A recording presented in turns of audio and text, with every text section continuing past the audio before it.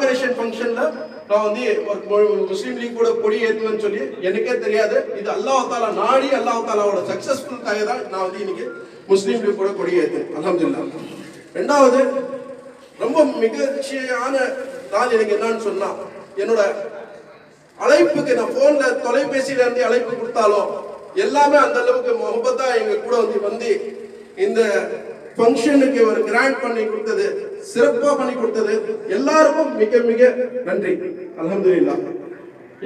Moreover அதிகமா சொல்ல போனா எங்களோட பொதுச் செயலாளர் முகமது அபூபக்கர் சாஹிபுக்கு நன்றி.